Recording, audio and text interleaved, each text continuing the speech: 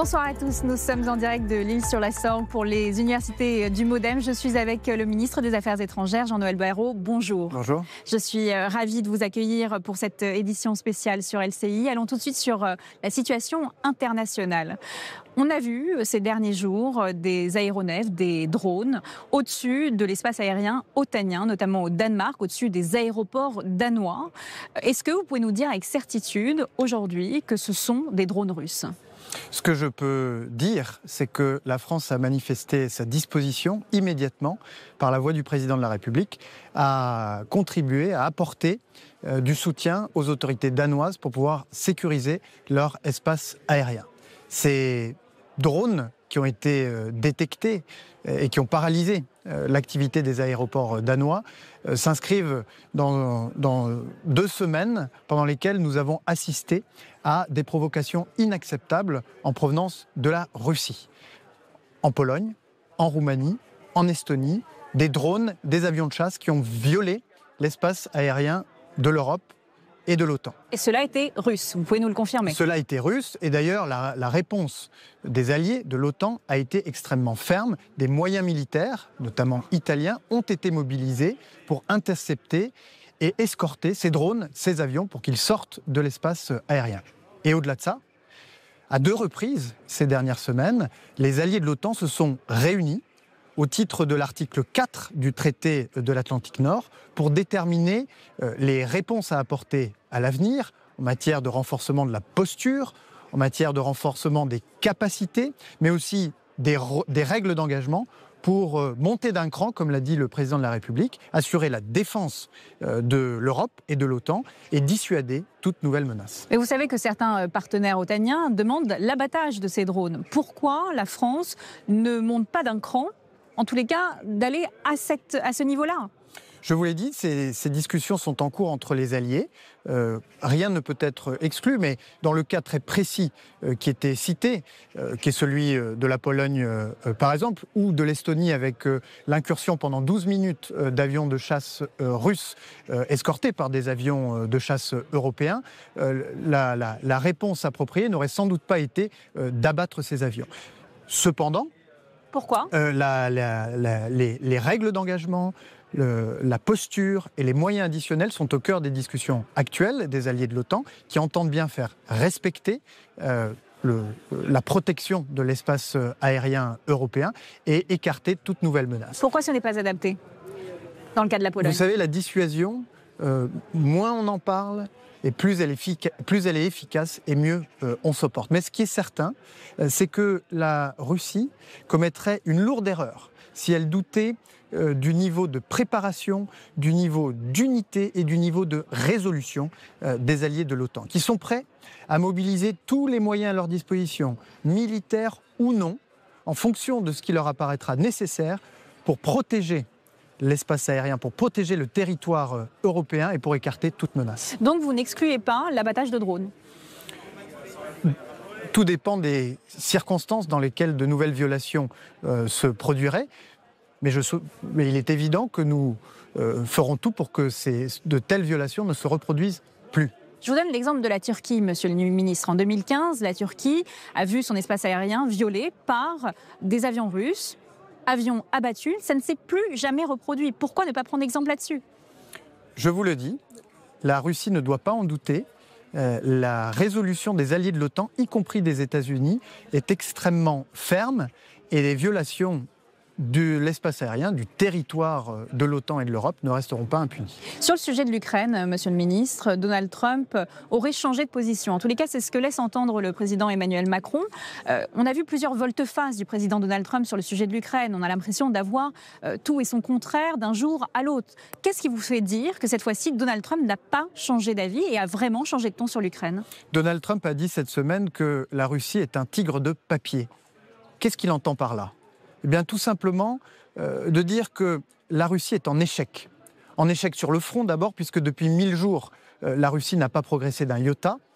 En échec parce que l'économie russe est en train de s'effondrer. Elle est à l'agonie. Pardonnez-moi, mais ça veut aussi dire que c'est un grand méchant inoffensif, un tigre de papier. Asphyxié par l'effort de guerre, mais aussi par les sanctions auxquelles Vladimir Poutine continue d'exposer son propre peuple. et que la Russie, en réalité, est en train de tenter de masquer son échec. Comment ?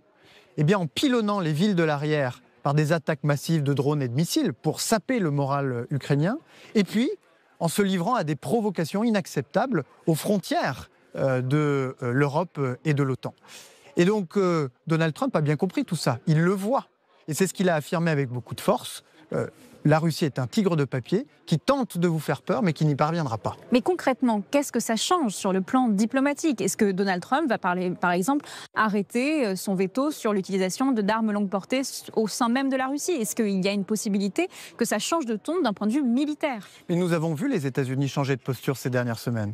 D'abord, ils ont contribué activement à l'effort initié par la France et le Royaume-Uni pour faire aboutir une planification militaire susceptible d'obtenir pour l'Ukraine des garanties de sécurité une fois que la paix aura été trouvée. C'est ce qu'on appelle la coalition des volontaires. Mais pas de nouvelle enveloppe du côté américain. Les États-Unis ont également encouragé l'Union européenne à se coordonner avec les États-Unis pour bâtir des sanctions massives susceptibles de faire changer le calcul de Vladimir Poutine. Et ils ont enfin marqué leur disposition à fournir du matériel militaire aux Ukrainiens pour qu'ils puissent tenir et pour qu'ils puissent repousser les attaques incessantes de la Russie. Mais vous le savez, il n'y a pas eu de nouvelle enveloppe. Quand vous parlez des sanctions sur les pays tiers, ce sont des sanctions qui doivent être adoptées au Congrès. Ça n'a pas été fait pour l'instant. Les sanctions que nous nous apprêtons à prendre et qui, une nouvelle fois, changent de braquet, vont aller taper les entreprises majeures du secteur pétrolier russe, vont aller cibler des entreprises dans d'autres pays qui contribuent à l'effort de guerre russe, et je pense en particulier au principal constructeurs de missiles chinois, qui vont aller taper aussi les responsables de la déportation d'enfants. Et ça, c'est au niveau européen ? Au niveau européen, mais tout cela a été coordonné avec les équipes américaines en charge des sanctions. Et là encore, la Russie ferait une lourde erreur en pensant qu'elle pourrait indéfiniment échapper à des sanctions américaines. Justement, en parlant du secteur pétrolier russe, j'aimerais qu'on parle de ces dires de Donald Trump concernant l'achat de pétrole russe par les Européens. Alors, pour rendre à César ce qui est à César, ça concerne surtout la Slovaquie et la Hongrie. Mais la France continue d'importer du GNL russe. Est-ce que ça ne dit pas quelque chose de notre dépendance aux hydrocarbures russes ? Il y a d'autres options. Vous le savez, les États-Unis, l'Algérie, la Norvège. Pourquoi continuer à acheter du GNL russe ? Premier élément, sur les importations de pétrole russe en Europe, c'est en effet la Hongrie et la Slovaquie qui continuent de le faire, et ça n'est pas acceptable, parce qu'il existe des alternatives, et en particulier l'alternative qui passe par la Croatie, avec un pipeline qui permettrait de satisfaire les besoins de l'économie slovaque et de l'économie hongroise. Et donc nous devons continuer d'accentuer la pression sur ces deux pays pour pouvoir nous débarrasser définitivement de cette dépendance au pétrole russe. Quant au gaz russe, le nouveau paquet de sanctions qui a été mis sur la table par la Commission européenne, qui, je l'espère, sera adopté mercredi prochain lors de la réunion des chefs d'État et de gouvernement européens, prévoit une accélération de la sortie définitive du gaz russe, avec une diversification des approvisionnements pour que nous puissions ainsi non seulement, je dirais, couper les vivres à la Russie, mais en plus nous libérer de cette emprise. Alors vous le savez, Monsieur le Ministre, ça concerne surtout les pays hors UE, ce dont vous parlez, c'est-à-dire une mesure effective en mars 2025 qui interdirait le transbordement, c'est-à-dire le transit pour les pays de l'Union européenne via des pays hors UE. Mais les pays de l'Union européenne ne sont toujours pas sanctionnés. Ce sera toujours légal de ce point de vue-là. Sur le gaz ? Sur le gaz naturel liquéfié. Le paquet de sanctions proposé par la Commission européenne prévoit d'interdire la signature de contrats sur le gaz russe à partir de la fin 2026. À venir, mais ceux qui étaient encore en cours. Pas seulement. Et ce qui sera encore en cours, donc vous arrêtez les contrats avec la Russie ? C'est une sortie phasée avec... dans un premier temps, l'interdiction de passer de nouveaux contrats et puis, dans un second temps, la sortie des contrats existants. J'aimerais qu'on parle de l'influence russe en France. Il y a eu une enquête du journal L'Express concernant un ancien ambassadeur, Alexandre Orlov, ancien ambassadeur russe en France. Il serait considéré comme un espion.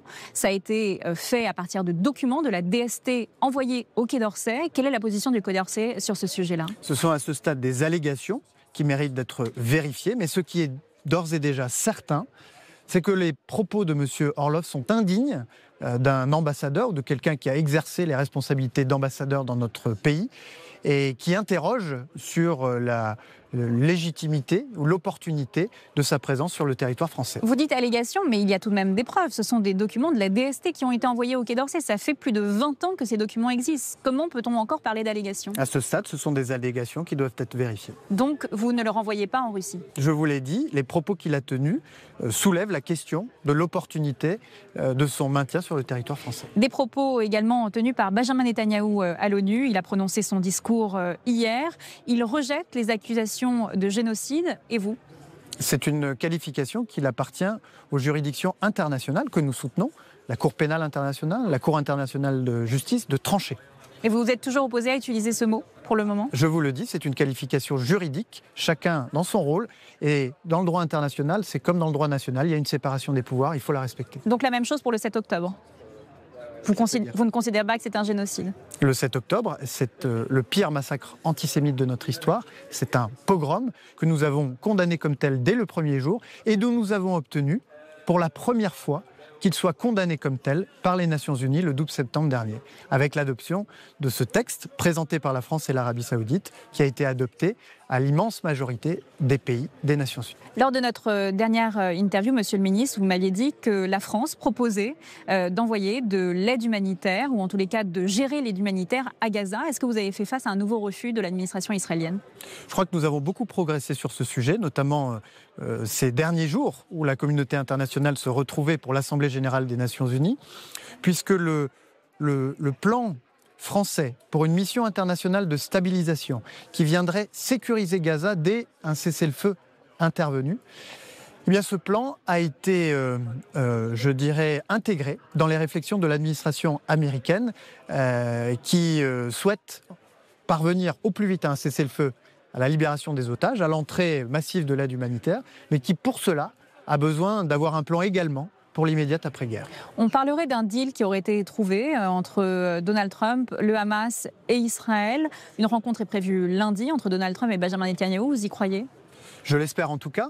Et c'est dans cet esprit, en réalité, que nous avons construit depuis un an ce qui a abouti, d'une part, à la reconnaissance par la France et d'autres pays de l'État de Palestine, et d'autre part, par la condamnation des pays arabes du Hamas, de ses crimes, l'appel à son désarmement, à son exclusion de tout futur rôle dans l'avenir de la Palestine, mais aussi l'engagement des pays arabes à avoir des relations normales avec Israël et à entrer avec Israël et ce futur État de Palestine dans une organisation régionale commune, comme il en existe en Europe et en Asie. Cette perspective politique que nous avons voulu tracer était un préalable indispensable à un cessez-le-feu et à la libération des otages. Parce qu'il est illusoire de penser pouvoir libérer les otages, obtenir un cessez-le-feu, laisser entrer l'aide humanitaire, sans avoir un plan pour ce qui se passe immédiatement après, ce qu'on appelle le jour d'après. Et il est illusoire de pouvoir ou d'imaginer construire un plan pour l'immédiate après-guerre sans avoir tracé au préalable une perspective politique. Quelles sont donc les prochaines étapes ?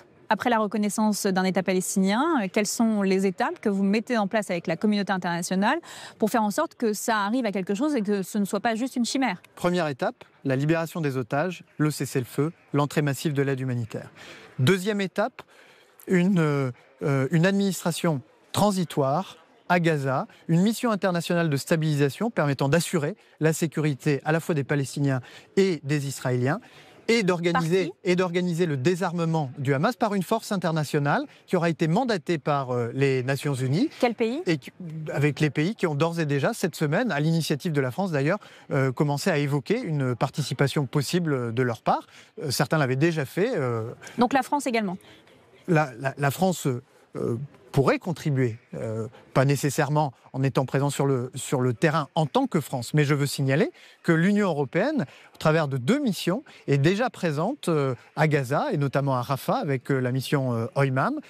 Tout cela doit contribuer à la fois à assurer la sécurité dans l'immédiate après-guerre, mais aussi à organiser le processus de désarmement et de reddition du Hamas. Troisième étape, d'avancer grâce à la réforme profonde que nous avons exigée de la part de l'autorité palestinienne et de son renforcement que nous appelons de nos vœux, eh bien, c'est le cheminement vers un État de Palestine démilitarisé, déradicalisé, ne présentant aucune menace pour l'État d'Israël et 2 États vivant enfin côte à côte en paix et en sécurité. Qu'est-ce que vous proposez au Hamas pour qu'il y ait une reddition du Hamas, que le Hamas rende les armes? La première étape, bien évidemment, c'était d'obtenir enfin la condamnation unanime du Hamas pour ses crimes et l'appel à son désarmement. Jusqu'à il y a 2 semaines, jusqu'au 12 septembre, ça n'était pas le cas. Nous, la France, l'Europe, les États-Unis et d'autres avaient condamné le Hamas. Mais la plupart des autres pays du monde ne l'avaient pas encore fait. Nous avons obtenu cette première étape indispensable.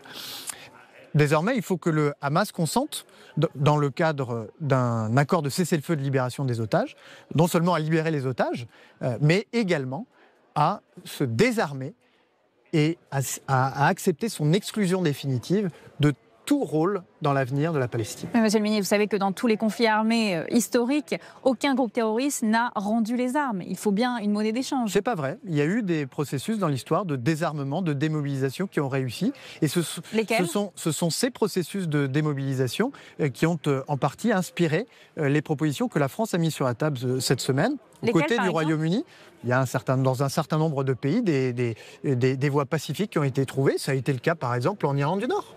Mais c'est toujours une monnaie d'échange, c'est-à-dire qu'il y a un deal qui est fait. Il y a des processus de désarmement et de démobilisation qui ont réussi. Nous nous en sommes inspirés pour faire des propositions qui ont été intégrées par les équipes américaines qui, après avoir écouté la France, écouté le Royaume-Uni, écouté les pays arabes, vont discuter ces prochains jours avec le gouvernement israélien pour obtenir un accord global qui va du cessez-le-feu de la libération des otages jusqu'à cet horizon politique que nous avons voulu tracer. Crédibiliser l'autorité palestinienne, c'est un des points de cette feuille de route pour des élections potentiellement en 2026, si je ne me trompe pas. Mahmoud Abbas est fortement décrédibilisé sur la scène internationale, au sein même de l'autorité palestinienne. Comment faire quand tous les leaders palestiniens sont soit en exil, soit en prison, et que vous avez un gouvernement israélien qui, pour le moment, refuse qu'il y ait de la moindre élection dans des territoires de Cisjordanie où il y a des colons, par exemple? C'est une très bonne question et c'est pourquoi le président de la République n'aurait jamais pris la décision de reconnaître l'État de Palestine s'il n'avait pas obtenu au préalable des engagements extrêmement fermes de la part de l'autorité palestinienne et de son président Mahmoud Abbas. Ces engagements, et des Israéliens? Son engagement a été pris lorsqu'il a adressé le 9 juin dernier une lettre au président de la République et au prince héritier d'Arabie Saoudite, condamnation du 7 octobre, appel au désarmement du Hamas, affirmation que l'État de Palestine sera démilitarisé, réforme du système scolaire et en particulier des manuels scolaires, fin du paiement, fin de l'indemnisation des familles des prisonniers palestiniens condamnés pour terrorisme, et puis élections législatives et présidentielles sous un an qui vont permettre de renouveler profondément la gouvernance de la Palestine. Mais pour ça, il faut un accord israélien, vous le savez. C'est-à-dire qu'il y a des territoires en Cisjordanie qui sont actuellement occupés où il est impossible d'organiser des élections. Mais nous ne ferons pas ni la paix, nous ne ferons pas la stabilité au Proche-Orient sans que le gouvernement israélien n'y contribue. Mais aujourd'hui, la politique qui est menée par le gouvernement israélien hypothèque la sécurité et la stabilité dans la région. Et je dirais même que sur un sujet qui est si préoccupant pour nous, qui est le sort des otages, eh bien aujourd'hui, la politique qui est menée par le gouvernement israélien est un obstacle à la libération des otages. Tout le monde le sait, tout le monde le voit. Les familles des otages dénoncent cette politique. Et donc il faut y mettre fin. Vous seriez pour mettre des sanctions sur Israël pour obtenir justement ces élections? Nous avons d'ores et déjà mis des sanctions par le passé sur des entités, sur des personnes responsables de la colonisation de la Cisjordanie, qui soulèvent un problème majeur pour la continuité de l'État de Palestine.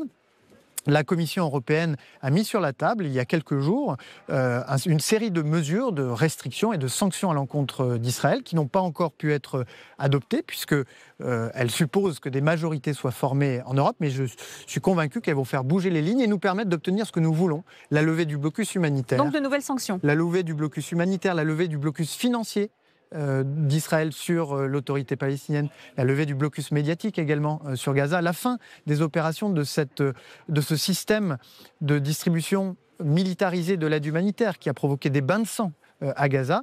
tout cela, le gouvernement israélien doit s'y résoudre, sans quoi il s'expose évidemment à des sanctions européennes que nous pourrons soutenir. Il ne s'agit pas de sanctionner le peuple israélien, il s'agit de sanctionner une politique, celle du gouvernement israélien, qui aujourd'hui hypothèque la sécurité des Israéliens à terme. Il y a une hypothèse très simple qui revient souvent sur la table des négociations sur la scène internationale, c'est de taxer les produits, c'est que les taxes sur les produits produits en Cisjordanie soient taxées, qu'il y ait des tarifs douaniers. Est-ce que vous seriez pour ça, par exemple? La Commission européenne a mis sur la table 3 mesures très simples. La première qui lui appartient, c'est de mettre fin au financement direct de la Commission européenne au gouvernement d'Israël, avec des exceptions, et notamment le financement de Yad Vashem qui doit être sanctuarisé. Deuxième élément, des sanctions sur certains des ministres les plus radicaux du gouvernement israélien qui encouragent la poursuite des opérations militaires à Gaza et la colonisation en Cisjordanie.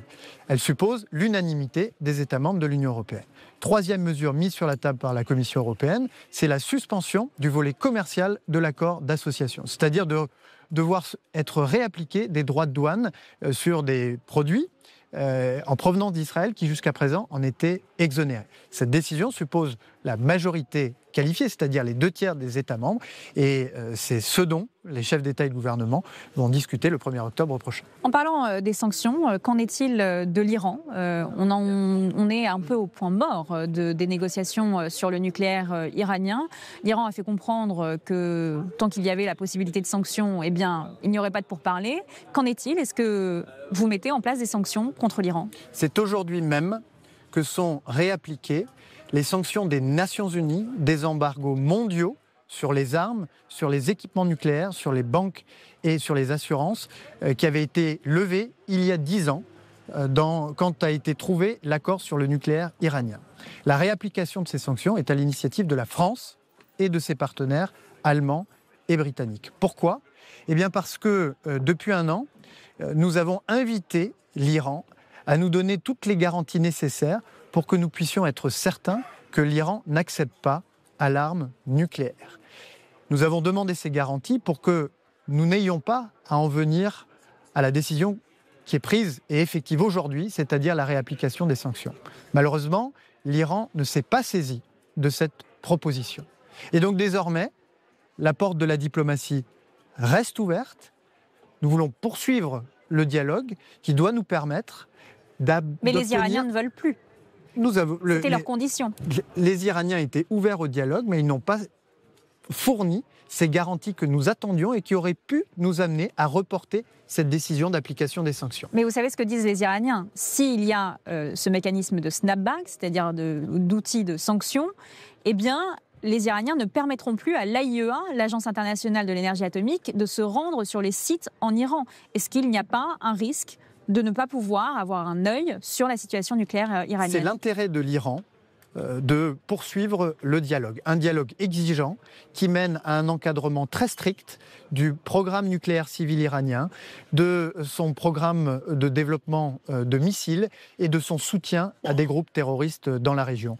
Ces activités de l'Iran qui présentent pour la région une menace considérable, ainsi que pour nos propres garanties de sécurité. Donc les sanctions sont réappliquées aujourd'hui, mais le dialogue se poursuit pour que toutes les garanties de sécurité soient apportées par l'Iran et que nos intérêts de sécurité soient véritablement assurés.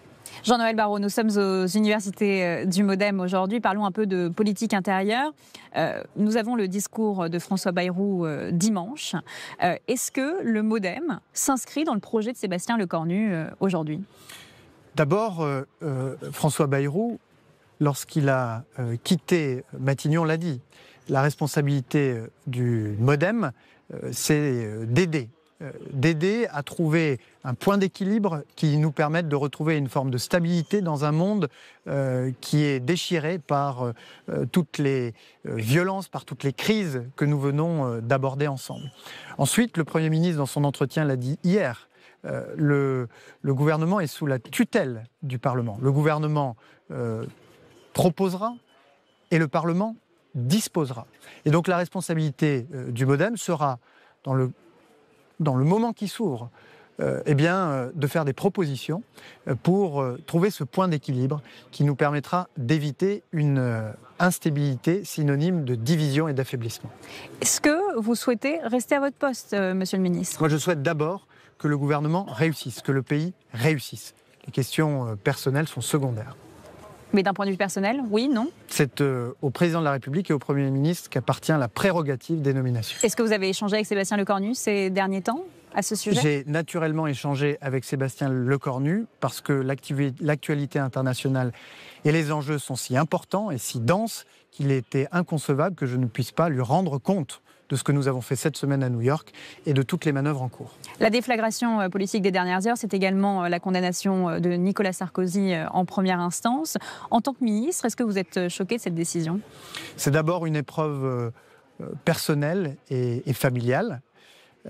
Ce n'est pas moi qui vais vous dire qu'une décision de justice ne peut pas interroger. Beaucoup de Français y sont confrontés. Mais ce n'est pas moi non plus qui vais vous dire qu'on peut légitimement remettre en question une décision de justice. C'est le principe même de la séparation du pouvoir qui est au fondement de notre démocratie. Vous savez qu'il y a le sujet de l'exécution provisoire. Aujourd'hui, dans Le Parisien, Sébastien Lecornu, le Premier ministre, dit que ça appartient au Parlement de pouvoir décider de changer cette loi. Est-ce que c'est votre souhait ? La question de l'exécution provisoire des peines est une question légitime. L'essentiel, ce qui est inscrit dans nos textes fondamentaux, c'est que la justice doit être la même pour tous. Merci, monsieur le ministre.